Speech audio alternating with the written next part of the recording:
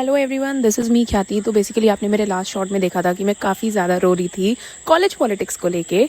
So basically हुआ ये था कि किसी नॉर्थ इंडियन लड़की ने ये फैला दिया था, जो मैंने टो रिंग्स पहनी थी ना, कि ये टो रिंग्स तो शादीशुदा लड़कियां पहनती हैं and she is already married, इसकी शादी हुई होगी, ये कोई नीड देने नहीं गई होगी। 6 महीने ये इसीलिए गायब थी बिकॉज इसकी शादी हो गई है, और यहाँ आके ये लड़कों से बात कर रही है डिस्पाइट ऑफ बीइंग मैरिड। अब हुआ क्या कि कुछ लोग आके ना मेरे पैर देखने लग गए, मेरे पैर देख देख के जा रहे थे and I was actually shocked कि यार ये हो क्या रहा है, ये क्यों मेरे पैर देख रहे हैं। उसके बाद वन ऑफ माई सीनियर्स, उन्होंने मुझे बताया कि ऐसी ऐसी बात है एंड किसी नॉर्थ इंडियन लड़की ने मेरे बारे में ये फैलाया हुआ है that despite of being married she is talking to boys and she is cheating on her husband. और फिर उसके बाद बात आती है ये वाली ब्लैक कुर्ती पे। ठीक है, इसने जितना प्यार यूट्यूब पे और इंस्टा पे लिया है ना, उतना ही हेट मुझे कॉलेज में दिलवाया है। कितने लोगों ने इस कुर्ती की इतनी तारीफ करी थी। And I also know it's a professional college, professional course, and हमें मॉडेस्टली ड्रेसअप होना चाहिए। द थिंग इज, मैंने ये कुर्ती पहनी एंड मैंने पूरे टाइम एप्रन पहन के रखा था।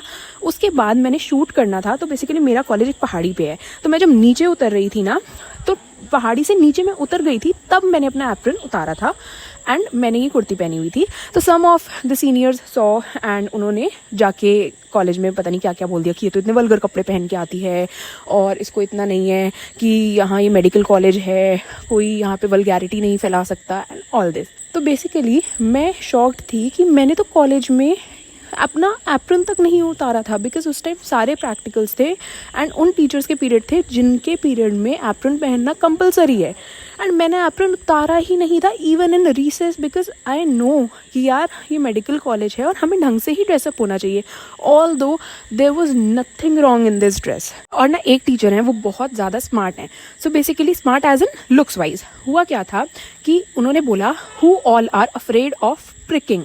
अब ऑब्वियसली खुद को नीडल लगेगी, वो भी पहली बार, तो डर तो लगेगा ही ना भाई। और मेरा तो पहला हीमाटोलॉजी का प्रैक्टिकल था ये। सो मैंने अपना हाथ खड़ा किया एंड मेरे अलावा भी 1-2 लड़कियों ने अपना हाथ खड़ा किया एंड मेरे ऊपर ये एलिगेशन लगा दी किसी ने कि इसने तो जानबूझ के अपना हाथ खड़ा किया है जिससे कि सर इसका हाथ पकड़ के नीडल प्रिक करें। अब मैं नीट की कैसे तैयारी करती हूँ, BAMS कैसे झेलती हूँ और इन लोगों से कैसे डील करती हूँ, वो सब बताऊंगी मैं अगले शॉर्ट पे। Bye bye, subscribe for more.